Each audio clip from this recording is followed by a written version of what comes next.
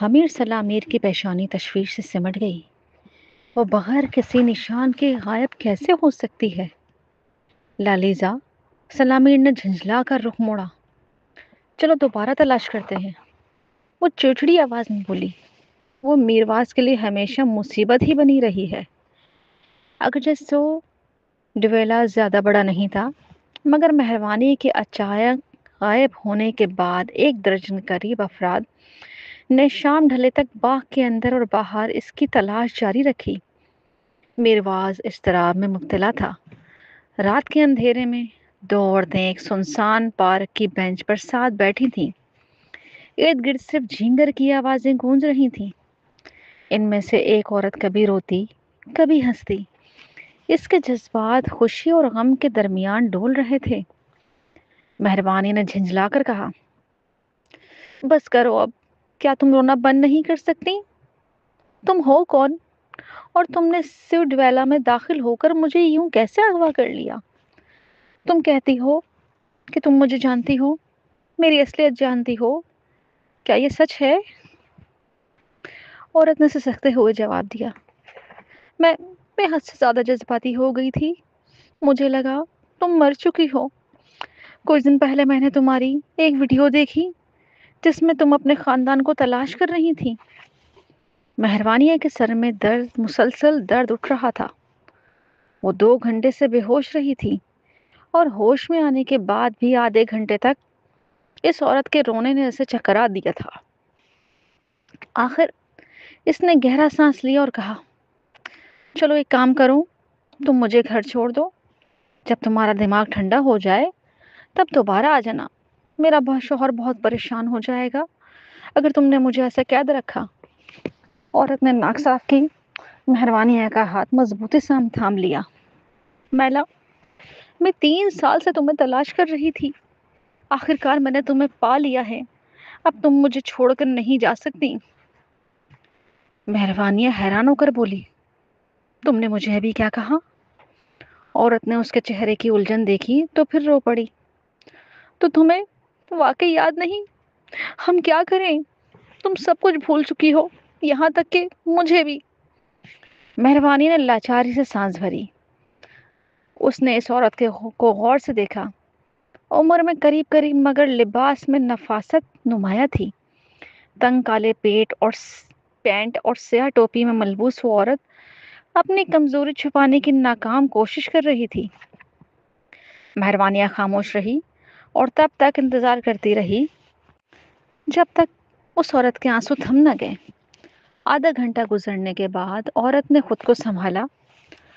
آواز آہستہ کرتے ہوئے بولی، میلا، میرا نام فوبی امس ہے۔ میں تمہاری اسسٹنٹ اور باڈی گارڈ ہوں۔ تمہاری ہر ضرورت، تمہاری حفاظت سب میری ذمہ داری ہے۔ 3 سال پہلے جب وہ حادثہ پیش آیا، ہم نے سمجھا کہ تم مر چکی ہو، لیکن چند دن پہلے ایک ویڈیو سامنے آئی۔ جب میں نے تمہیں دیکھا تو پورا دن اور پوری رات روئی۔ پھر میں نے فوراً اپنے سینئرز کو اطلاع دی۔ وہ خوشی سے پاگل ہو گئے اور انہوں نے مجھے تمہیں واپس لانے کے لیے بھیج دیا۔ مہربانی کی آنکھوں میں حیرت چھا گئی۔ تم میری اسسٹنٹ اور باڈی گارڈ ہو، اور تمہارے سینئرز نے مجھے گھر واپس لانے کے لیے بھیجا ہے؟ اس نے دل کی دھڑکن چھپاتے ہوئے پرسکون لہجے میں پوچھا، میں اصل میں کون ہوں؟ میرے والدین کون ہیں؟ فوبی نے اپنے بیگ سے ایک جدید ٹیبلٹ نکالا اور ہیڈ فونز مہربانی کے ہاتھ میں تھمائے۔ یہ گیجٹ ہمارے سینئرز نے دیا ہے۔ اس میں تمہاری مکمل معلومات محفوظ ہیں۔ یہ صرف تمہاری آنکھوں کے لینس کے ذریعے کھلتا ہے۔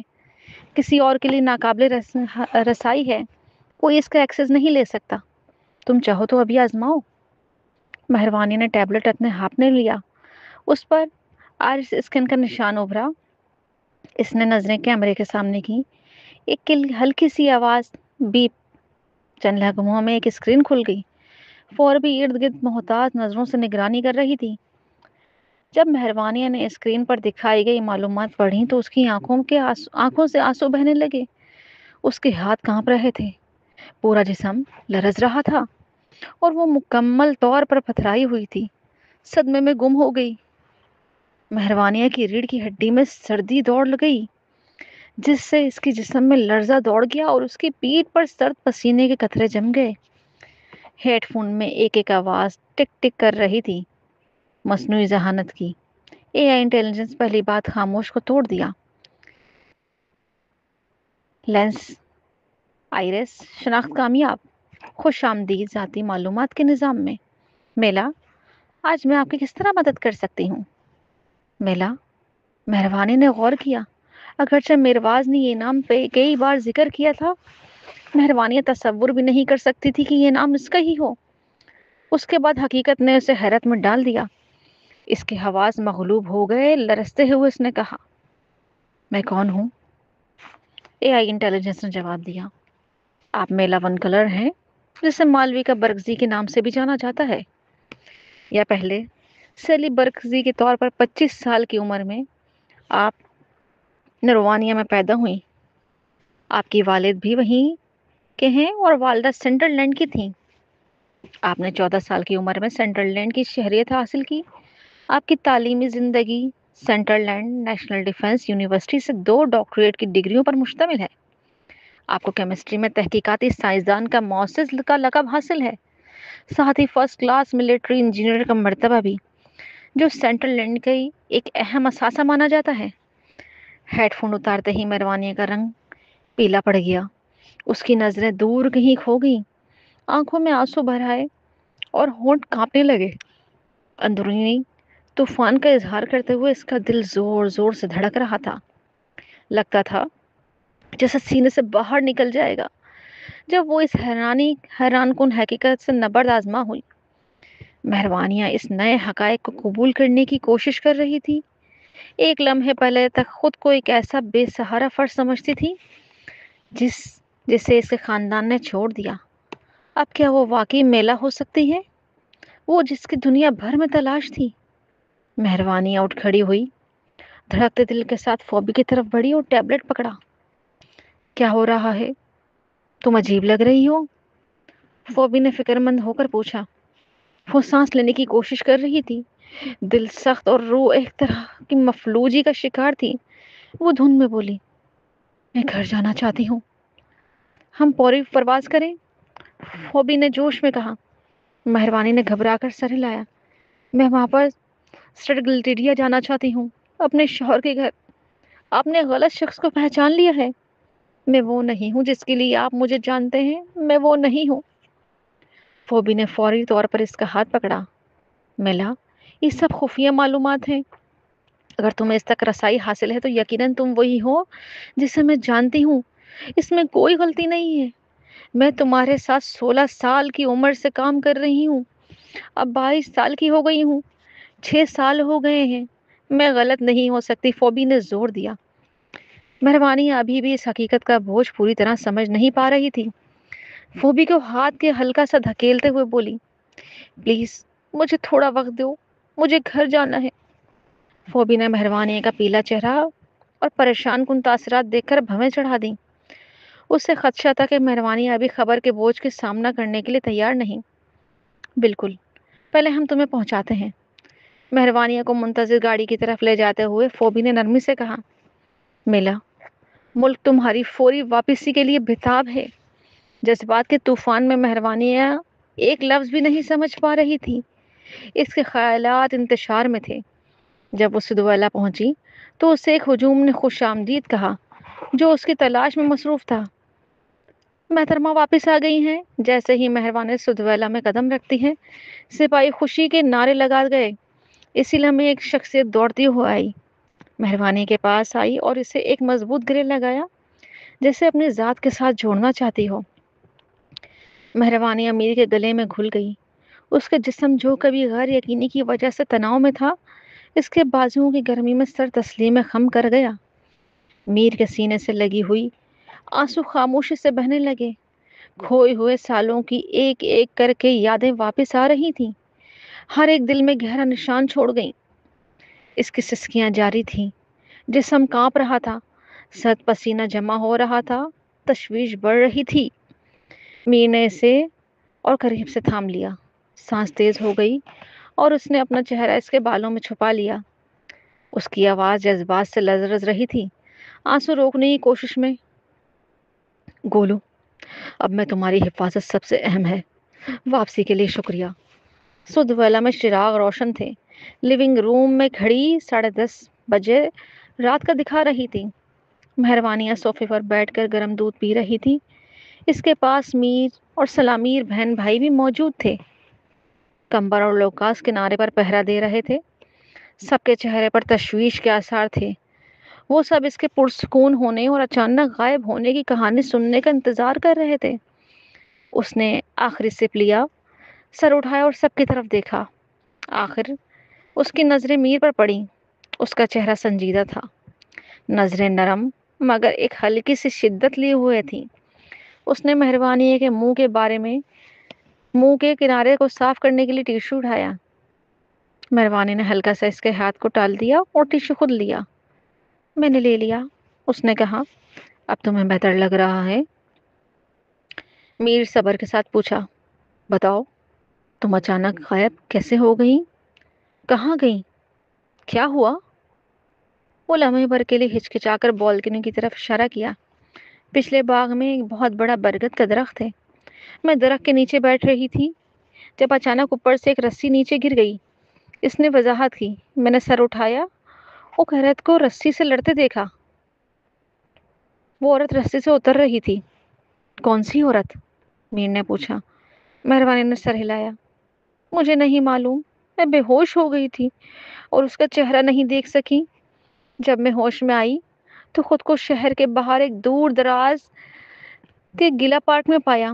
وہاں کوئی نہیں تھا۔ کمبر فوراً کمپیوٹر آن کر کے انٹرنیٹ پر نگرانی کی فوٹیج تلاش کرنے لگا۔ اس کا مقصد کیا تھا؟ کیا اس نے تمہیں کوئی نقصان پہنچایا؟ میر نے دوبارہ پوچھا۔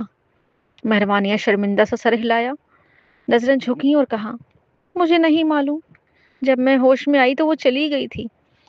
گھر میں موجود ہر شخص ایک دوسرے کو دیکھ رہا تھا۔ سب کے چہرے پر الجھن کے آثار تھے۔ کون اس پر یقین کرے گا؟ فینا نے تنزن کہا۔ مہربانیاں خاموش ہو گئی اور سر جھکا لیا۔ سب ہوشیار تھے اور جھوٹ بولنا اس کی مضبوط خوبی نہیں تھی، اس لیے ان کا اس کی غیر منطقی کہانی پر یقین نہ کرنا قدرتی تھا۔ لیکن حقیقت میں فوبی نے اسے سدویلا سے نکالا، درخت کے تن سے لگی پلی رسی کے ذریعے، پھر ایک کار میں بٹھا کر اس کی انتقال کر اس کو لے کے غائب ہو گئی۔ بس اس نے فوبی کا نام نہیں بتایا۔ کیا کوئی تمہیں دھمکی دے رہا ہے؟ مہربانیاں، تم سچ بتا سکتی ہو؟ ہم تمہیں محفوظ رکھیں گے، عمر نے سنجیدگی سے کہا۔ اس نے آگے سے کہا، تمہارا شوہر قومی دفاع کا سربراہ ہے، وہ پورے نروانیا میں ناقابل شکست ہے، تمہیں ہم سے کچھ نہیں چھپانا چاہیے۔ مہربانی نے معصوم چہرہ بناتے ہوئے جھوٹ کہا، کوئی مجھے دھمکی نہیں دے رہا، میں سچ کہہ رہی ہوں۔ فینا نے تنزن ہنستے ہوئے کھڑی ہوئی۔ تم ہمارے وقت کو اپنے بنافٹی کہانی سے ضائع کر رہی ہو، اس نے ٹھنڈے لہجے میں کہا۔ جہاں تک میں دیکھتی ہوں تم بالکل ٹھیک ہو، تم صرف مزے کے لیے نکل گئیں اور ہم سب کو تمہاری فکر کرنے پر مجبور کیا۔ میر کے پاس تمہاری تلاش میں بہت سے لوگ تھے اور تم صرف خود پر توجہ حاصل کرنا چاہتی تھی۔ میں؟ مہربانی اچانک بے زبان ہو گئی۔ لفظ نہیں اس کے حلق میں پھنس گیا۔ اغوا اس کی غلطی نہیں تھی، مگر ٹیکنیکلی طور پر وہ جھوٹ بول رہی تھی، اس لیے اپنا دفاع میں اعتماد نہیں تھا۔ اس نے مزید کچھ نہیں بتایا اور سرف کی طرف ہلکا سا جھک کر کھڑی ہو گئی۔ میں سب کو پریشان کرنے کے لیے معافی چاہتی ہوں۔ پھر وہ پلٹی اور سیڑھیوں کی طرف چل دی۔ میر جلدی سے اس کے پیچھے دوڑا۔ اس نے اس کی کلائی پکڑی اور پوچھا، تم واقعی ٹھیک ہو گولو؟ کیا میں تمہیں اسپتال لے جاؤں چیک اپ کے لیے؟ مہربانی نے اپنا سر موڑا اور اس کی طرف دیکھا۔ اس کی آنکھوں میں فکر تھی مگر نظریں گرم جوش سے بھری ہوئی تھیں، اسی لیے ہمیں وہ سمجھ گئی کہ وہ اس کی گولو کیوں کہتا ہے اور اتنی نرمی سے دیکھتا ہے۔ اگر اس کی سوچ درست تھی تو میر پہلے سے ہی اس کی اصل شناخت سے آگاہ تھا۔ یہ واحد بات تھی جس نے اس لمحے سے خوشی دی۔ وہ عورت جس سے وہ 10 سال سے زیادہ محبت کرتا رہا، خود کے لیے حسد محسوس کر رہی تھی۔ سوچ کر اسے بےحد حیرت ہوئی۔ میں واقعی ٹھیک ہوں، اس نے نرم لہجے میں کہا۔ میں صرف اپنے کمرے میں آرام کرنا چاہتی ہوں۔ اس کی آنکھوں میں فکر اب بھی واضح تھی، لیکن اس نے اس کی خواہش کا احترام کیا اور مہروانی کو کمرے میں جانے دیا۔ جیسے ہی وہ سیڑھیوں کی طرف بڑھی، اس نے میر کو سلامیر بہن بھائیوں کا شکریہ ادا کرتے سنا۔ وہ دھندلا سا فینا کی ناراض شکایت بھی سن سکتی تھی جو اس کے پیچھے اعمال پر تھی۔ مہروانی اپنے کمرے میں داخل ہوئی اور دروازہ بند کر لیا۔ پھر وہ بستر کے کنارے بیٹھ گئی، ہر واقعے کے بارے میں سوچنے لگی جو اس کی یادداشت واپس آنے کے بعد پیش آئے تھے۔ جب میر کی دادی نے پہلی نظر میں اسے مالویکا کے طور پر پہچانا، تب سے لگتا ہے کہ اس کی حقیقت سے بہت قریب ملاقاتیں ہو چکی تھیں۔ سب سے زیادہ پریشان کن چیز سہوان برکزی تھا۔ وہ اس کا چچا تھا، پھر بھی وہ بیرونی لوگوں کے ساتھ سازش کر کے اس کی شناخت چرانا چاہتا تھا۔ اس نے یہاں تک کہ خود کو اس کا سابق بوائے فرینڈ بھی ظاہر کیا۔ مالویکا برکزی بننا نسبتاً آسان تھا، لیکن وہ بھی میلا ونکلر تھی۔ یہ نام ایک بوجھ لیے ہوئے تھا، صرف سوچنے سے ہی دم گھٹ رہا تھا۔ مالویکا برکزی، جسے میلا ونکلر بھی کہا جاتا ہے، ایک سینٹری تھا۔ وہ کیمیکل سائنسدان اور فرسٹ گریڈ آرڈیننس انجینئر تھی۔ آنکھوں میں آنسو بھری ہوئی وہ مایوسی بھری مسکراہٹ کے ساتھ بستر پر لیٹ گئی اور چھت کی طرف دیکھنے لگی۔ اس کے دماغ میں ادھوری فکریں گھوم رہی تھیں۔ اس لمحے وہ مزید اپنی یادیں حاصل کرنا نہیں چاہتی تھی۔ وہ صرف میر کی بیوی بننا چاہتی تھی، ایک عام کمزور نارویانی عورت۔ کچھ دیر بعد دروازے پہ دستک ہوئی۔ کیا تم جاگ رہی ہو گولو؟ میر کی آواز گونجی۔ مہروانی نے جواب نہیں دیا اور آنسو بھری نظروں سے صرف دروازے کی طرف دیکھا۔ 2 دستکوں کے بعد دروازے کی دوسری طرف خاموشی چھا گئی۔ پاؤں کے قدم دور ہوتے سنے گئے۔ اب میں کیا کروں میر؟ وہ خود کو گول کر کے کمبل کے نیچے چھپ گئی، آنکھیں بند کر کے خاموشی سے رو رہی تھی۔ اگلی صبح وہ فریش ہو کے ناشتے کے لیے نیچے جانے کی تیاری کی۔ دروازہ کھلتے ہی وہ چونک گئی۔ میر اس کے سامنے کھڑا تھا، ہاتھ اس کے جیب میں تھے۔ اس کا قامت بلند اور سیدھا تھا۔ اس کے ارد گرد ایک غالب فضا تھی، میر کی موجودگی دباؤ ڈالتی تھی، چاہے وہ صرف کھڑا ہی کیوں نہ ہو۔ صبح بخیر، اس نے گرم لہجے میں کہا۔ مہروانی نے ہلکا سا نگل لیا اور سطحی مسکراہٹ دی۔ Good morning. وہ جانتا تھا کہ وہ پچھلی رات سوئی نہیں تھی، بلکہ بس اسے ٹال رہی تھی۔ آؤ کچھ بات کرنی ہے گولو۔ میلا پیچھے ہٹی اور دروازے سے ٹیک لگایا۔ آؤ اندر۔ میر نے ہاتھ جیب سے نکالا اور کمرے کی طرف داخل ہو گیا۔ اس نے دروازہ بند کیا اور اس کے پیچھے چل دی۔ وہ تھوڑا بے چین محسوس کر رہی تھی۔ وہ گھوم کر اس کی طرف ہوا۔ میں جانتا ہوں پچھلی رات تمہارے لیے کچھ آسان نہیں تھا، کیونکہ وہاں بہت سے لوگ تھے۔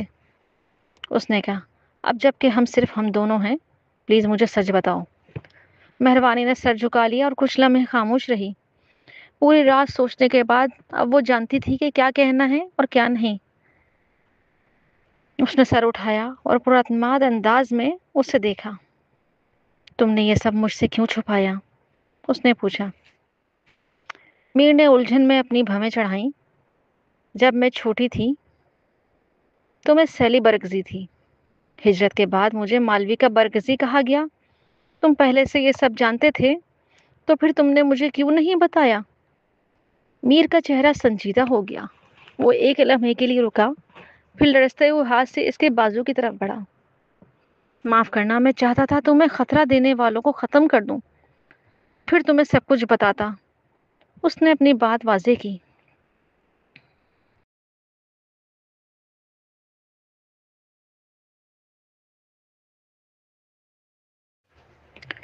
میروانیہ سمجھ گئی کہ وہ کیا کہنا چاہ رہا ہے۔ اگر اس نے ابھی تک اپنی یادیں حاصل نہیں کی تھیں تو اسے بتانے میں کوئی فائدہ نہیں تھا۔ اگر وہ جلد بازی کرتی اور بعد میں برکزی خاندان کے پاس جاتی تو اپنی شناخت افشاں کر دیتی، پھر وہ یقینی طور پر اس کے خلاف سازش کرتے۔ مہروانیہ نہیں۔ مالویکا نے بہت دیر تک انتظار کیا، مگر پھر بھی وہ جواب نہ ملا جس کا وہ خواہش مند تھی۔ وہ ہلکی سی افسردہ مسکراہٹ کے ساتھ بولی، اگر آپ پسند بھی کرتے ہیں تو کیا؟ ہماری شادی تو ویسی بھی غیر معتبر ہے۔ میں کرتا ہوں۔ مہرواز نے بے چینی سے اچانک بول اٹھا۔ اس کی آواز میں سچائی ٹپک رہی تھی۔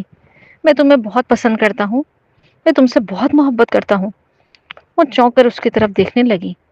اس کی آنکھیں سرخ تھیں، چہرہ سرخ، یہاں تک کہ کانوں کے پیچھے تک کا رنگ چڑھایا تھا۔ اسے احساس ہوا اس نے حد سے زیادہ تنگ کر دیا۔ اس آدمی کو مجبور کرنا کہ وہ دل کی باتیں زبان پر لائے، خاص طور پر جب وہ خود فطرتاً ایسا نہ ہو۔ شاید اس سے بہتر ہے وہ 20 کلو وزن اٹھا کر 10 میل بھاگ لیتا۔ مالویکا نے ہونٹ دبا لیے، آنکھوں میں نمی بھر آئی، دل تیزی سے دھڑک رہا تھا۔ وہ جانتی تھی وہ 10 سال تک اس سے محبت کرتا رہا تھا، اور وہ بھی یادداشت ہونے کے باوجود دل پھر بھی اس کے لیے دھڑکتا تھا۔ وہ شرارت سے بولی، اور شکریہ، آپ مجھ سے محبت کرتے ہیں؟ اس کے چہرے پر مایوسی کی جھلک آئی۔ جواب اس کی توقع کے مطابق نہیں تھا۔ اس کی نظریں بجھ گئیں۔ مالویکا نے آہستہ سے کہا، چلیں، جب فرصت ہو تو اس غیر معتبر شادی کا فیصلہ کر لیتے ہیں۔ وہ گہری سانس بھر کر بولا، ٹھیک ہے۔ اس نے ہنستے ہوئے چھوڑا، تو پھر آپ 2 بار شادی کریں گے؟ فرزاد نے تلخ مسکراہٹ سے کہا، مجھے اس سے فرق نہیں پڑتا کتنی بار شادی ہو، بس یہ چاہیے کہ بیوی تم ہی ہو۔ وہ ایک لمحے کے لیے ٹھٹک گئی۔ دل قابو سے باہر دھڑکنے لگا۔ وہ اس کے ساتھ گزری بچپن کی یادیں سوچنے لگی۔ کتنی محبت رہی ہوگی، آج بھی اس کا دل یہی چاہتا ہے۔ آنسو ضبط کرتے ہوئے نرم لہجے میں بولی، میر، میں آپ سے 2 بار شادی کرنا چاہتی ہوں، لیکن مالویکا کے طور پہ۔ میرواز کی سانسیں ٹوٹنے لگی۔ اس نے گہرا سانس لیا۔ سچ؟ وہ مسکرا کر بولی، ہاں، بس سادہ سی شادی ہو، ٹھیک ہے؟ ضرور۔ اس کی آواز بھررائی ہوئی تھی۔ پھر وہ رکا، ایک لمحہ سوچا، کیا واقعی تم مجھ سے شادی کرنا چاہتی ہو؟ موجودہ تم مجھے پسند کرتی ہو ابھی بھی، یا یادداشت ہونے سے پہلے کوئی اور؟ مالویکا خاموش ہو گئی۔ فرزاد نے ٹوٹے لہجے میں کہا، 10 سال گزر گئے، تم بہت مصروف تھی، وقت نہیں ملتا تھا، اور پھر رابطہ ختم۔ لگتا تھا میرے لیے کوئی جگہ نہیں رہی، اس لیے پوچھ رہا ہوں، کیا تم اپنی یادیں واپس آنے کا انتظار کرنا چاہتی ہو؟ وہ نم آنکھوں سے دیکھنے لگی۔ کیا خوب انسان تھا وہ، محبت کرتا تھا مگر زبردستی نہیں، عزت دیتا تھا، احساس رکھتا تھا۔ وہ دھیمی آواز میں بولی، مجھے اپنی یادیں واپس نہیں چاہیے میر، میں ابھی جیسی ہوں خوش ہوں۔ آنسو بہے، اس نے کہا، پچھلے 3 سال یاد ہیں، اور ان میں میں صرف آپ کو چاہتی تھی۔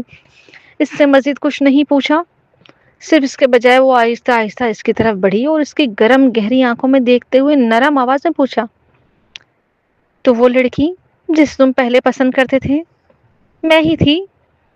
میر نے خوبصورت چہرے کو دیکھا جو چند انچ دور تھا۔ وہ خود بخود نگلا۔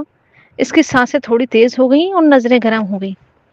اس کے کان سرخ ہوتے دیکھ کر میلا نے دوبارہ آنکھیں جھپکائیں اور مسکرا کر پوچھا، کیا تمہیں میں اب بھی پسند ہوں؟ سچ بتاؤ۔ اس نے ہلکی سی سانس منہ سے لی۔ اس کا سینہ اوپر نیچے ہو رہا تھا۔ ایک جلتی ہوئی کیفیت تھی جسے دبانا مشکل تھا۔ وہ اتنا گھبرا گیا تھا کہ ایک لفظ بھی نہیں بول سکا، اور اس نے صرف آپ کو چاہا۔ یہ الفاظ میرواز کے بے چین دل میں جیسے محرک کی طرح گھول گئے۔ اس کے دل میں خوشی اور جوش تھا، مگر ساتھ بھی ہی بے چینی اور اضطراب بھی۔ خوشی میں ہلکی سی فکر بھی شامل تھی۔ اسی لمحے کے جوش میں وہ خود پر قابو نہ رکھ سکا اور ایک ہاتھ اس کے سر کے پچھلے حصے پر رکھ کر پھر اس نے اپنا سر جھکایا اور اس کے ہونٹ چوم لیے۔ اپنی دل کی ساری محبت اس بوسے میں ڈالی۔ مالویکا نے خود بخود اپنا ہاتھ اس کے سینے پر رکھ کر تھوڑا فاصلہ کرنے کی کوشش کی، خوفزدہ کہ وہ بھاگ جائے۔ میرواز نے اپنا آزاد بازو اس کی کمر پر لپیٹا اور اسے اپنے بازو میں کھینچ لیا۔ اس کا پورا جسم اس کی مضبوط سینے سے ٹکرا گیا۔ وہ حیرت کے ساتھ ایک آواز نکالتی ہے، پھر اس کے ہونٹ سوجنے تک چومے گئے۔ سر ہلکا سا محسوس ہوا اور لگ رہا تھا سانس کم پڑ رہی ہے۔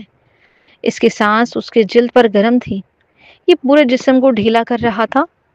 وہ اس کی باہوں میں جھک گئی اور اسے اپنی محبت کا اظہار کرنے دیا۔ میرواز کے بوسے گہرے تھے، مگر اس میں کچھ حد تک روک تھام بھی تھی۔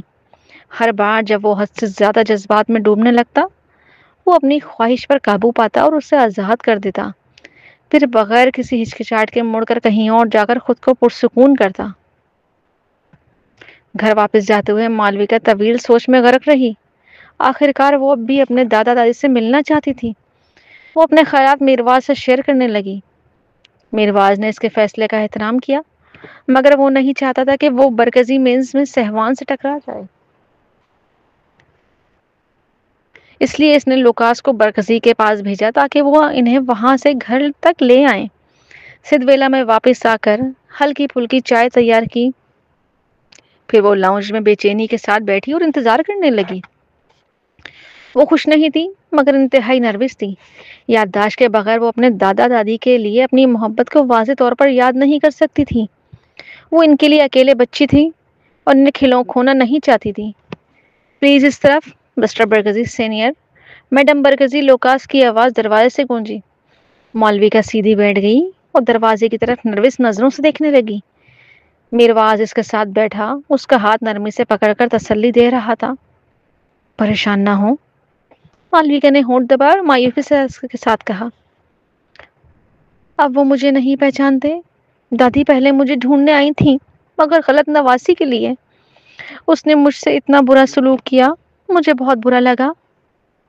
اگر تم حقیقت بتانا چاہتی ہو تو تم بتا دو۔ میرواز ہر فیصلے کی حمایت کرتا تھا، چاہے خطرناک ہی کیوں نہ ہو۔ وہ نہیں چاہتا تھا کہ وہ نقصان اٹھائے۔ مالویکا نے سر ہلا دیا۔ حقیقت بتانا مطلب تھا کہ سہوان اور سیلی کو پہلے کو بھی سب سے کچھ بتانا پڑے گا۔ کیا ہوگا اگر سہوان پاگل ہو کر وراثت کے لیے دادا دادی کو مار دے؟ وہ اتنا خطرناک خطرہ نہیں لے سکتی تھی، بس انہیں ذاتی طور پر دیکھنا چاہتی تھی۔ لوکاس کے ساتھ ذکریہ کنیزہ لاؤنج میں داخل ہوئی۔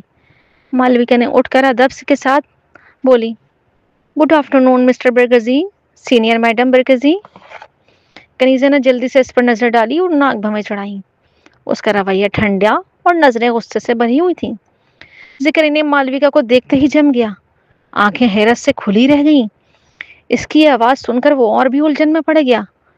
وہ جگہ پر جم گیا اور شدید کشمکش محسوس ہوا۔ اس کی روشن آنکھیں آہستہ آہستہ مدھم ہو گئیں۔ کنیزہ نے اس کا رویہ دیکھا اور جلدی سے یاد دہانی کروائی۔ دیکھنا بند کرو، تمہاری نواسی گھر میں ٹی وی دیکھ رہی ہے۔ وہ تمہاری نواسی نہیں، بس ایک بہت حقیقی نقل ہے۔ پرواز نے انہیں لاؤنج میں مدعو کیا اور وہ بھی صوفے پر بیٹھ گیا۔ جب نوکروں نے چائے اور ہلکی پھلکی اسنیکس پیش کیے، کنیزہ نے اپنی چائے بغیر توجہ کی پی اور ٹھنڈے لہجے میں کہا، اس بار ہمیں بلانے کا مقصد کیا ہے؟ ہمیں یہاں بلا کر کیا حاصل کرنا چاہتے ہو؟ مالویکا اسلام میں غیر معمولی طور پر پریشان محسوس کر رہی تھی۔ وہ اپنی نظروں کے سامنے موجود بوڑھے جوڑے کی طرف لے گئی۔ یہ واضح طور پر اس کے دادا دادی تھے، مگر اس سے ان کا کوئی یادداشت نہیں تھی۔ وہ بھی اس سے نہیں پہچان رہے تھے۔ مالویکا نے اپنی نگاہ اٹھائی اور دیکھا ذکریہ کی نظریں اب بھی اس کے چہرے پر جمی ہوئی تھیں۔ وہ الجھن میں تھی۔ Excuse me mister Barakzai, senior madam Barakzai, ہم سے معافی مانگنے کی ضرورت نہیں ہے، کنیزہ نے طنز کے ساتھ کہا۔ تمہیں تو میری نواسی سے معافی مانگنی چاہیے۔ مالویکا نے سر جھکایا اور سانس گھٹتی ہوئی محسوس کی، پھر ہونٹ دبائے۔ ٹھیک ہے۔ بوڑھی عورت نے اسے دوبارہ نفرت بھری نگاہ سے دیکھا اور ناک بھنواں چڑھائی۔ مالویکا نرمی سے پوچھا، آپ دونوں کی صحت کیسی ہے؟ جو بھی ہے تم ہم سے چاہتے ہو صاف صاف بتاؤ، ہمارے تعلق میں کوئی چھوٹی بات گنجائش نہیں، کنیزہ نے ٹھنڈے لہجے میں کہا۔ مالویکا نے سر نیچے کر لیا اور اپنی قمیض کے کناروں سے کھیلنے لگی۔ اپنی دادی سے نفرت بھرا رویہ سننا کڑوا اور دردناک تھا، مگر وہ حقیقت نہیں بتا سکتی تھی۔ میرواز نے آہستہ سے اس کا ہاتھ پکڑا تاکہ حوصلہ دے سکے۔ زکریا نے کچھ نہیں کیا مگر لفظ نظریں ایک لمحے کے لیے اس سے ہٹی نہیں۔ ہم نے طلاق لے لی ہے، مالویکا نے دھیمی آواز میں کہا۔ کنیزہ دھنگ رہ گئی۔ وہ مالویکا کی طرف دیکھی، پھر میرواز کی طرف مڑی۔ کیا یہ سچ ہے؟ اس نے پوچھا۔ میرواز نے جواب نہیں دیا، مگر اس کے اندر غصہ ابل رہا تھا۔ وہ یہ نہیں دیکھ سکتا تھا کہ مالویکا اپنے دادا دادی کے خوش کرنے کے لیے خود کو اتنا نیچے رکھ رہی ہے۔ تاہم وہ سمجھتا تھا کہ وہ کہاں سے آئی ہے اور اس کا احترام بھی کرتا ہے۔ یہ اس کے قریبی ترین خاندان تھا اور وہ اس بات کی مجرم نہیں تھی۔ وہ نہیں چاہتی تھی کہ وہ اس سے نفرت کریں۔ ایک ہی لمحے میں کنیزہ مسکرا دی اور خوشی سے تالیاں بجائیں۔ اگر تم یہ سب پہلے کر دیتی تو سب کچھ آسان ہوتا۔ پھر اس نے زکریا کی طرف اشارہ کیا۔ کچھ کہو زکریا، تمہیں کیا ہو گیا ہے؟ کیا تم حیران ہو گئے ہو یا کچھ؟ زکریا نے غصے میں اس پر چلایا۔ تم بالکل پاگل ہو، مالویکا نے سرد نظروں سے پوچھا۔ مجھ پر کیوں چیخ رہے ہو؟ میں یہ سب سیلی کے لیے کر رہی ہوں۔ اب جب میر نے سے طلاق لی ہے، ہمیں بلایا تاکہ ایک بار ہم سب کچھ ختم ہو جائے۔ زکریا نے آنکھیں سرخ کر کے مالویکا کی طرف دیکھا، پھر نظریں ہٹا کر کہیں اور دیکھنے لگا۔ کنیزہ کو اس سے کوئی فرق نہیں پڑا۔ اس نے میرواز سے مسکرا کے پوچھا، آپ کیا منصوبہ ہے؟ آپ نے ہمیں یہاں بلایا، کیا نیت ہے آپ کی؟ وہ شخص صوفے پر پیچھے جھک کر بولا، آج ہم یہ بات نہیں کریں گے میڈم۔ تو پھر ہمیں بلانے کا مقصد کیا تھا؟ گولو کے گرد موجود غلط فہمی دور کرنے کے لیے۔ گولو؟ کنیزہ نے نفرت سے مالویہ کی طرف اشارہ کیا۔ کیا یہ وہ عرفی نام نہیں؟ یہ نک نیم ہے جس سے تم میری نواسی کو پکارتے ہو۔ میرواز نے اپنا ماتھا ہاتھ پر رکھ کر سر ہلایا۔ وہ سمجھ نہیں پا رہا تھا کہ انہیں یہاں کیوں بلانا پڑا۔ وہ اسے نہیں پہچانتے اور حقیقت نہیں بتائی جا سکتی۔ یہ سب بہت درد سر تھا۔ طلاق کے باوجود کنیزہ کی رائے مالویہ کے بارے میں نہیں بدلے گی۔ اس لمحے ماحول انتہائی تناؤ والا تھا۔ مالویہ کے چہرے پر سکون اظہار رکھا اور نرمی سے کہا، مسٹر برکزی، میڈم برکزی، میں صرف آپ دونوں سے ملنا چاہتی تھی اور کسی بھی غلط فہمی کو دور کرنا چاہتی تھی۔ آپ مجھ پر الزامیہ رنجش نہ رکھیں۔ میں بے وقوف، ہم تم سے رنجش کیسے رکھ سکتے ہیں؟ زکریا نے مداخلت کی۔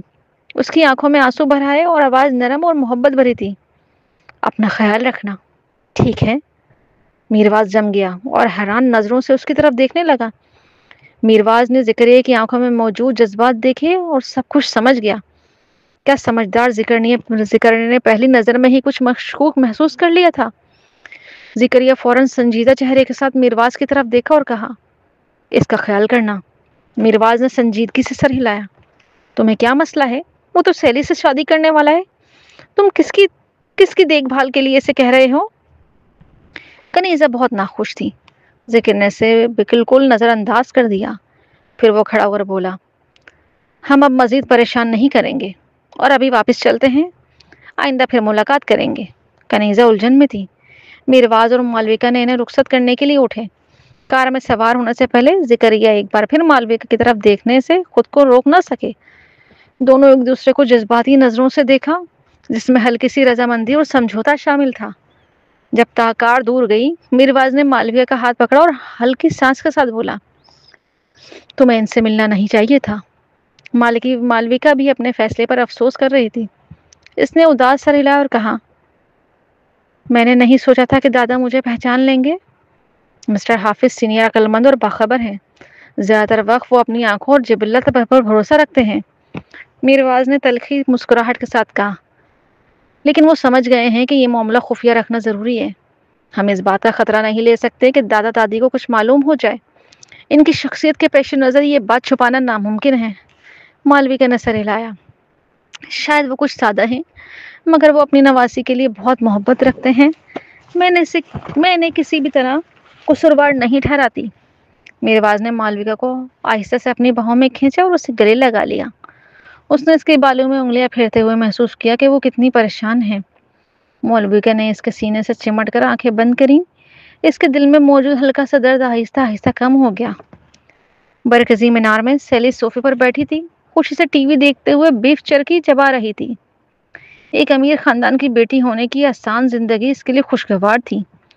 اچانک سہوان غصے سے نیچے دوڑا اور اس کے ہاتھ سے بیف جرکی چھین لی۔ تم ابھی بھی کھا رہی ہو، ٹی وی دیکھ رہی ہو؟ دونوں بوڑھے سودا گار سڈیلا چلے گئے ہیں۔ سیلی خوف سے سنبھلی کھڑی ہو گئی اور اس آدمی کی طرف دیکھنے لگی۔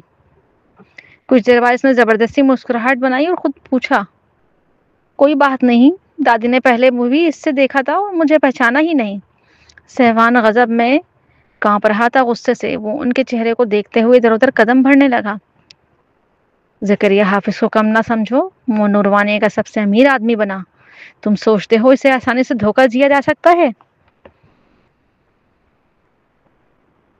سلی نے بتایا، فکر مت کرو، اگر اسے کبھی شک ہوا تو وہ بس ڈی این اے ٹیسٹ کروا دیا جائے، تمہارے کنٹرول میں تو ملک کے تمام ٹیسٹ سینٹر ہیں نا۔ سیوان نے اس کی گھمنڈی اور لا علمانہ رویے کو دیکھ کر دل ہی دل میں سوچا کہ اسے مار ڈالنے کا دل چاہ رہا ہے۔ اس لمحے باہر سے گاڑی کی آواز آئی۔ سیوان اور سیلی فوراً خود کو سنبھال کر خوشی کے ساتھ باہر گئے تاکہ آنے والوں کو خوش آمدید کہیں۔ کنیزہ کی خوش آواز نے ہلکی قدموں کی آواز کے بعد سنائی دی۔ میرے پاس بہت بڑی خبر ہے سیلی، میر طلاق لے چکا ہے۔ خوشی سے بھرپور سیلی دوڑتی ہوئی آئی اور اس عورت کا ہاتھ پکڑ لیا۔ واقعی دادی، یہ تو بہت زبردست خبر ہے، ذکری نے سخت مزاج کے ساتھ سہوان کے پاس سے گزرتے ہوئے کہا۔ ابا، سہوان نے ادب سے سر ہلایا۔ ذکری نے دھمکی آمیز انداز میں مختصر جواب دیا۔ کیا کیا تم دونوں نے؟ سہوان نے ڈرتے ہوئے پوچھا۔ میر اور مہربانی سے ملاقات کی۔ زکریا صوفے پر بیٹھا، اس نے دیکھا کہ سیلی اپنی دادی کے قریب ہو رہی تھی۔ اس کا چہرہ سنجیدہ ہو گیا۔ ہاں، اگر سیلی نے نہ بتایا کہ اس نے اپنا چہرہ بدلا تو میں سمجھتا کہ مہربانیاں میری نواسی ہیں، اس نے آرام دہ انداز میں جواب دیا۔ اس کے الفاظ سن کر سیلی کا چہرہ پیلا پڑ گیا اور اس نے نروس انداز میں زکریا کی طرف دیکھا۔ اچانک اس نے اس کی خوفناک نظریں دیکھی، شرم سے آنکھیں ہٹائیں، پھر ہنستے ہوئے جواب دیا۔ یہ پلاسٹک سرجری ہے، اس نے یہ خاص طور پر میر سے شادی کرنے کے لیے کروائی تھی۔